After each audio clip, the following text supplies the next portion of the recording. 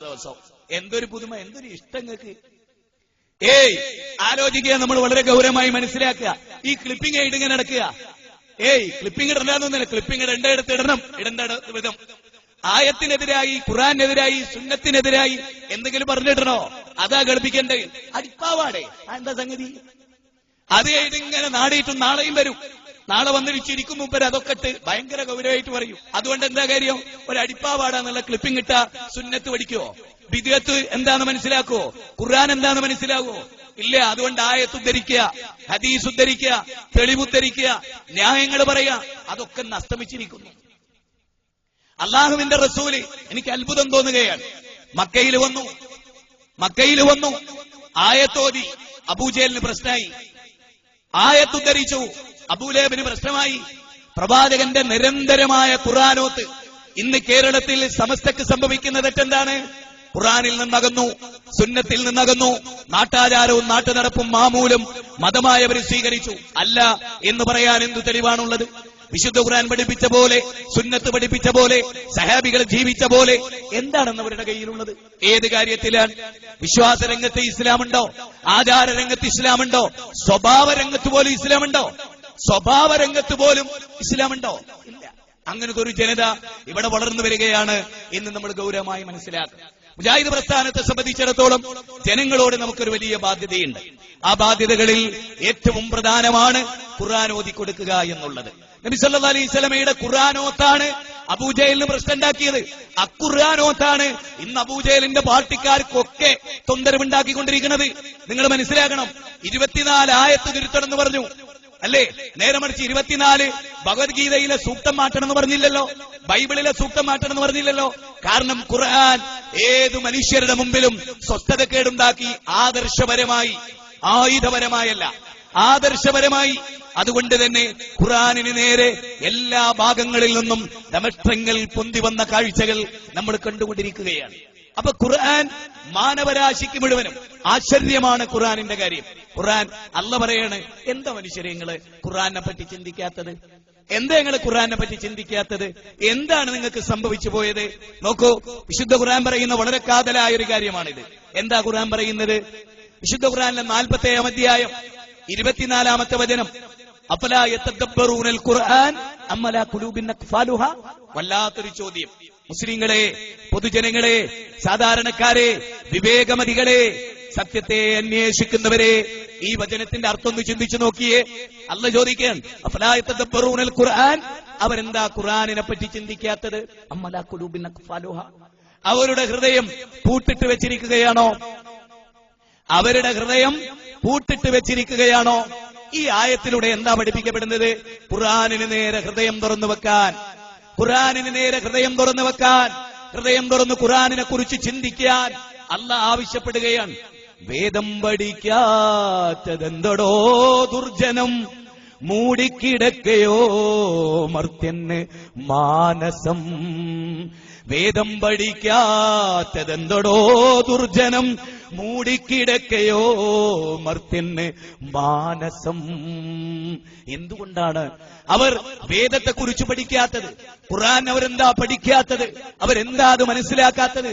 അല്ലാഹ് ചോദിക്കുകയാണ്, പടച്ചതമ്പുരാൻ ചോദിക്കുകയാണ്. ഖുർആനിലെ 40-ാം അധ്യായം സൂറത്ത് മുഹമ്മദ് 24-ാമത്തെ വചനത്തിലൂടെ ഇത് ആർക്കുള്ളതാണ്? ഇത് നമുക്കുള്ളതാണ്. അല്ലാഹ് പറയുന്നത്, ഖുർആൻ പഠിക്കാതെ, ഖുർആൻ നെഞ്ചിലേറ്റാതെ, ഖുർആൻ അനുസരിച്ച് ജീവിക്കാതെ സ്വാഭാവികമായി പരലോകത്ത് വരുമ്പോ എന്താ ഉണ്ടാവുക? അല്ലാഹ് അവരെ മറക്കുന്ന, വകദാലികൽ യൗമ തുൻസാ, ഇന്ന് നിങ്ങളെയും ഞാൻ മറക്കുന്നു. എന്തുകൊണ്ട് വമൻ അറള അൻ ദിക്രി ഫഇന്ന ലഹു മഈശതൻ ലങ്ക. വിശുദ്ധ ഖുർആൻ 20-ാം അധ്യായം സൂറത്ത് ത്വാഹ 124, 125, 126 വചനങ്ങൾ. അള്ളാഹുവിന്റെ ഖുർആനിനെ തൊട്ട് ആരെങ്കിലും തിരിഞ്ഞു കളഞ്ഞാൽ അതിന്റെ അർത്ഥം എന്താ? മുസ്ലിങ്ങൾ ഖുർആനെ തൊട്ട് തിരിയുന്നുണ്ടോ? ഓതുന്നില്ലേ? വായിക്കുന്നില്ലേ?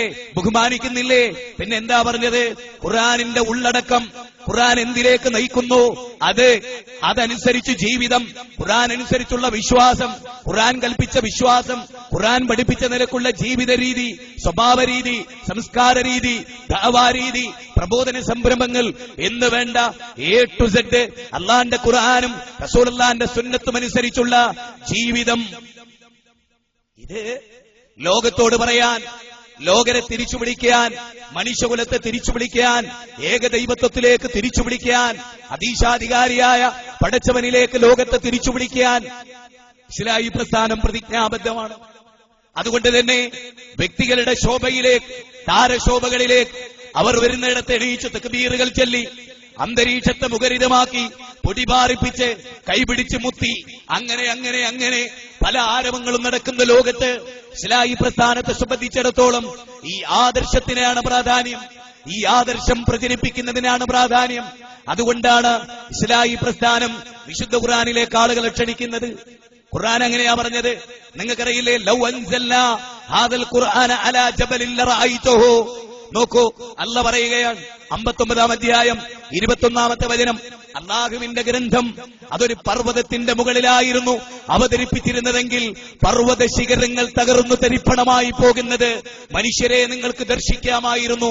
അതിന്റെ ഉള്ളടക്കത്തിന്റെ ഗൗരവം കൊണ്ട്, അതിന്റെ ഉള്ളടക്കത്തിന്റെ മഹാത്മ്യം കൊണ്ട്, അതിലടങ്ങിയ ആശയത്തിന്റെ ഗാംഭീര്യത കൊണ്ട്, ചരിത്രപരമായ അതിന്റെ ശ്രേഷ്ഠത കൊണ്ട് അത് പർവ്വതം പൊട്ടിപ്പിളരുമായിരുന്നു. അഥവാ പർവ്വത സമാനമായ ഹൃദയങ്ങളെ ചാലിച്ചെടുത്ത് ചരിത്രത്തിന്റെ ഭാഗമാക്കി ലോക ചരിത്രത്തിൽ തുല്യതയില്ലാത്ത ജനപഥത്തിന്റെ നായകന്മാരാക്കി, ലോകത്തെ നയിക്കാൻ പോന്ന മഹാരഥന്മാരാക്കി, രാഷ്ട്രനായകന്മാരാക്കി, നീതിന്യായത്തിന്റെ മകുടോദാഹരണങ്ങളാക്കി ലോകത്ത് മാറ്റിയെടുത്ത ഖുർആനിന്റെ ചരിത്രം അതുണ്ടോ ഇവിടെ? ഗ്രാമങ്ങളിൽ, പട്ടണങ്ങളിൽ നിങ്ങൾ ചിന്തിക്കണം. എന്റെ പ്രിയപ്പെട്ട സമസ്തക്കാരോട് ആദരപൂർവ്വം ഞാൻ പറയട്ടെ, നിങ്ങൾ കേരളത്തിൽ മുഴുവനും ഒന്ന് യാത്ര ചെയ്യുക. എന്നിട്ട് സമസ്തക്കാരായ മുഴുവൻ പണ്ഡിതന്മാരുടെയും എളുപ്പമായൊരു വഴി ഞാൻ പറയാം. എവിടെയും പോകേണ്ടതില്ല. കോഴിക്കോട് മർക്കസ് കോംപ്ലക്സിൽ ചെന്ന് സുന്നികൾ വിൽക്കുന്ന കേരളത്തിലെ മുഴുവൻ പണ്ഡിതന്മാരുടെയും, സുന്നി പണ്ഡിതന്മാരുടെയും കേസറ്റ് നിങ്ങൾ ക്രോഡീകരിക്കുക. എത്ര ആയത്തുകൾ അവർ ഓതുന്നു എന്ന് നിങ്ങൾ പരിശോധിക്കുക.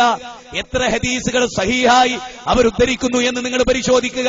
വിഷയങ്ങളെ ആയത്തുകൾ ഉദ്ധരിച്ച് ആ ആയത്തിനെ അല്ലാഹുവിന്റെ റസൂൽ വ്യാഖ്യാനിച്ച പോലെ വ്യാഖ്യാനിച്ച് സഹാബികൾ മനസ്സിലാക്കിയ പോലെ മനസ്സിലാക്കി തന്ന് അങ്ങനെ വിശദീകരിക്കുന്ന എത്ര പണ്ഡിതന്മാരുണ്ട് സമസ്താലയത്തിൽ എന്ന കാര്യം ഗൗരവമായി ചിന്തിക്കുകയും അതോടൊപ്പം പ്രിയപ്പെട്ടവരെ, മുജാഹിദ് പ്രസ്ഥാനത്തിന്റെ ഏറ്റവും ചെറിയ പ്രാസംഗികർ പോലും അവതരിപ്പിക്കുന്ന വിധം ഇസ്ലാമിനെ അവതരിപ്പിക്കാൻ ഈ പണ്ഡിത പുരോഹിത വർഗത്തിന് ഇന്ന് വരെ സാധിച്ചിട്ടില്ലെന്ന ഗൗരവകരമായ കാര്യവും ഈ തരുണത്തിൽ കരുളായിയുടെ മണ്ണിൽ വെച്ച് ഈ ഉള്ളവരും തുറന്നു പറയാൻ ആഗ്രഹിക്കുകയാണ്. എന്തുകൊണ്ട് സംഭവിച്ചു? അബൂജഹലും കൂട്ടരും എനിക്ക് അത്ഭുതം തോന്നിയതാണ്. നമ്മൾ കാണാം 7-ാം നൂറ്റാണ്ടിലെ ബൂസീരിയുടെ ബുർദാ ബൂസീരിയുടെ ആലാപനം, വമ്പിച്ച നോട്ടീസുകൾ. ഞാൻ ഒന്ന് പറഞ്ഞോട്ടെ, ഖുർആൻ പ്രചരിപ്പിക്കാൻ 10 പേജ് പൈസ മുടക്കിയിട്ട് ഇവരെന്തെങ്കിലും ചെയ്തിട്ടുണ്ട് കേരളത്തിന്റെ കാസർഗോഡ് മുതൽ നിങ്ങളൊന്ന് യാത്ര ചെയ്യും, ഈ കരുളായി വരെ നിങ്ങൾ മലപ്പുറം ജില്ലയിൽ എന്നൊന്ന് യാത്ര ചെയ്ത് നോക്കൂ. ഒരുപാട് ബുർദാസ്വാദനത്തിന്റെ പോസ്റ്റർ കാണാം. അല്ലെങ്കിൽ നേർച്ച, പട്ടാമ്പി നേർച്ച, മറ്റേ നേർച്ച, മറിച്ചേ നേർച്ച എന്ന് പറഞ്ഞ് അങ്ങനെയുള്ള കുറെ കാര്യങ്ങളുടെ പോസ്റ്റർ കാണാം. അള്ളാന്റെ ഖുർആനുമായി ബന്ധപ്പെട്ട് എത്ര പോസ്റ്റർ ഉണ്ട് സമസ്തക്കാർക്ക്? ജനങ്ങളെ ചിന്തിക്കണം കേട്ടോ, ചിന്തിക്കണം. 7-ാം നൂറ്റാണ്ടിലെ ബുർദാ ബൂസീരിക്ക് ഭയങ്കര മഹത്വം. അതിനെപ്പറ്റി പറയുന്നതിന് എന്തറിയോ? ഒതുണ്ടാകണം എന്നാണ്. ഇസ്ലാമിന് പോലും ഒതുണ്ടാകണം ഖുർആൻ വായിക്കാൻ എന്നല്ല പറഞ്ഞിട്ടില്ല. ഇവര് പറയുന്നതെന്തറിയോ? ബുർദാ ബൂസീരി വായിക്കണമെങ്കിൽ വലിയ നിബന്ധനയാണ്. അബ്ദുൽ മജീദ് സക്കാഫി പുളിയങ്കോട് അയാൾ എഴുതിയ കിതാബിലാണുള്ളത്. എന്ത്? ഒതുണ്ടായിരിക്കണോ?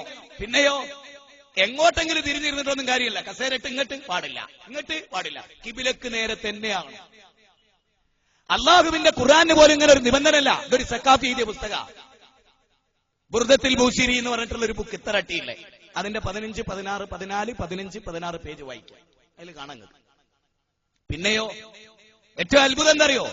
ബുർദാ ബൂസീരിയിലെ അർത്ഥം അറിയാതെ ചെല്ലാൻ പാടില്ല എന്നാണ്. അർത്ഥം ശരിക്ക് പഠിച്ചു മനസ്സിലാക്കിയിട്ടേ ചെല്ലാവൂ. E.K. അസം മുസ്ലിയാർ ഖുർആനെ പറ്റി പറഞ്ഞെന്താ? അർത്ഥം പഠിക്കേണ്ടത് എന്നല്ല.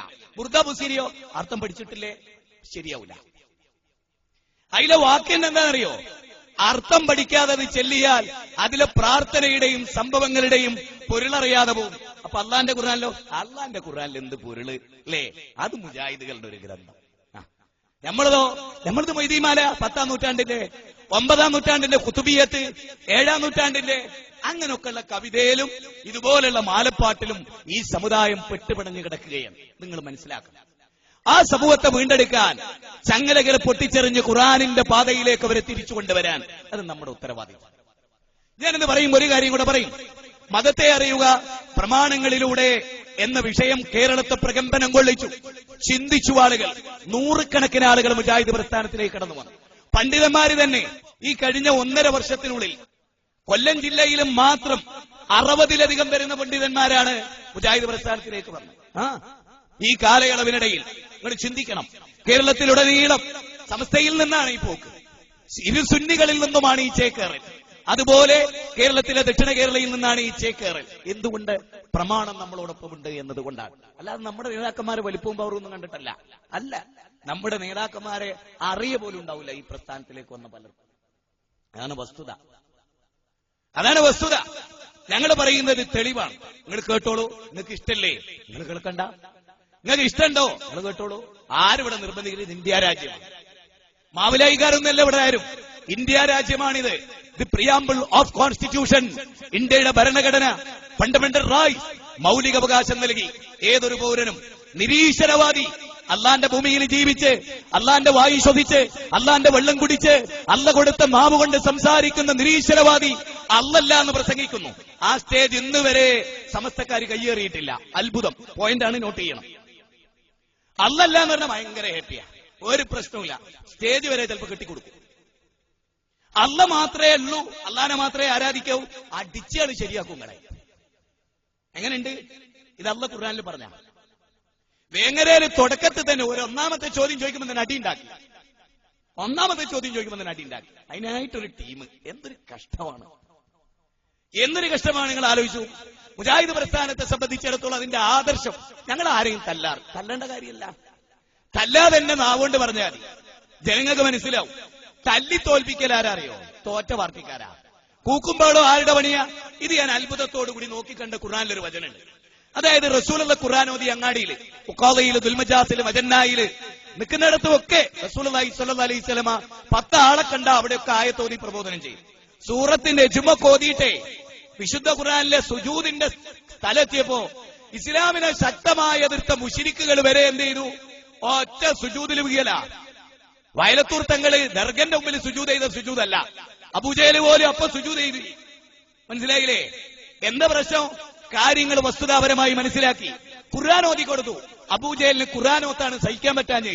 എന്നിട്ട് അബൂജഹൽ അബൂ സുഫിയാനോട് പറഞ്ഞു, നമ്മള് നേതാക്കന്മാരാ, നമ്മളത് കേൾക്കാൻ പോകരുത്, നമ്മുടെ അനുയായികൾക്ക് ബലം ഉണ്ടാക്കി കൊടുക്കരുത്, നമ്മളത് കേൾക്കാൻ പാടില്ല എന്നൊക്കെ തീരുമാനിച്ച് രണ്ടാളും വലിയ ധൈര്യം എന്നൊക്കെ പറഞ്ഞ് കയ്യൊക്കെ കൊടുത്ത് പിരിഞ്ഞു. അന്ന് രാത്രി രണ്ടാളും കൂടി ഇങ്ങനെ വന്നിട്ട് ഇട്ടും നിറഞ്ഞൊരു മുട്ടി. ഒന്ന് നോക്കി, അബൂജഹലോ? അബൂ സുഫിയാൻ, എന്താ നമ്മൾ രണ്ടാളും ഇവിടെ? ഒന്നുമില്ല, ഖുർആൻ കേൾക്കാൻ വന്നതാ. വിശുദ്ധ ഖുർആൻ കേൾക്കാൻ വന്നതാ രണ്ടാളും. കേൾക്കരുത് എന്ന് തീരുമാനിച്ചു പോയവർ. ആ വശ്യത അബൂജഹലിനെ, അബൂ സുഫിയാനെ പിടിച്ചു കുലുക്കിയ ഖുർആനുണ്ടോ നിങ്ങളുടെ കയ്യിൽ? നിങ്ങൾക്ക് ഞങ്ങളെ തോൽപ്പിക്കുക. നിങ്ങളുടെ കയ്യിൽ അതില്ലാത്ത കാലത്തോളം, അത് ഞങ്ങളുടെ കൈവശമാകുന്ന കാലത്തോളം നിങ്ങൾക്ക് ഞങ്ങളെ തോൽപ്പിക്കാൻ കഴിയില്ല. ആദർശത്തിന്റെ അങ്കത്തട്ടിൽ കയറുമ്പോ, ഇടതുമാറി വലതുമാറി മാറിക്കെട്ടി വലിഞ്ഞവർന്ന് വരുമ്പോ, ആയുധം മൂർച്ച കൂട്ടുമ്പോ, ഇരുതല മൂർച്ചയുള്ളൊരായുധം ഭൂചണ്ഡഗിരിയിൽ കഴിഞ്ഞൊരു ജനതയെ സംസ്കാര സമ്പന്നതയുടെ ഉന്നത സോപാനങ്ങളിൽ കൊണ്ടുവന്ന വിശുദ്ധ ഖുർആനാകുന്ന ആയുധം, തെളിമയാർന്ന ആയുധം, ഇന്നഹാദൽ ഖുർആന യഹ്ദീ ലില്ലത്തി ഹിയ അഖ്വം, ഏറ്റവും ചൊവ്വായതിലേക്ക് മാനവതയെ നയിക്കുന്നു എന്ന് അല്ലാഹു സുബ്ഹാനഹു വ തആല 17-ാം അധ്യായം 9-ാമത്തെ സൂക്തത്തിൽ ബോധ്യപ്പെടുത്തിയ ഈ ഖുർആൻ ഞങ്ങളുടെ കൈകളിലുണ്ട്. പ്രവാചക തിരുമേനിയുടെ വചനം, ഹദീസുകൾ ഞങ്ങളുടെ കൈകളിലുണ്ട്. ഇത് ഓതുമ്പോൾ, ഇത് ചൊല്ലിക്കൊടുക്കുമ്പോൾ, ഇത് സൂചിപ്പിക്കുമ്പോൾ മനുഷ്യന്റെ മനസ്സ് ഹഠാതാകർഷിക്കുന്നു. അത് ഓതുന്ന വ്യക്തിയുടെ കഴിവല്ല, ഉദ്ധരിക്കുന്ന പണ്ഡിതന്റെ കഴിവല്ല. ആയത്തിന്റെ മാസ്മരികത, പ്രവാചക വചനത്തിന്റെ മാസ്മരികത, ആ മാസ്മരികത നിങ്ങളുടെ കയ്യിലില്ല. അതുകൊണ്ടാണ് ഒരൊറ്റ മുജാഹിദിനെയും നിങ്ങൾക്ക് സുന്നിയ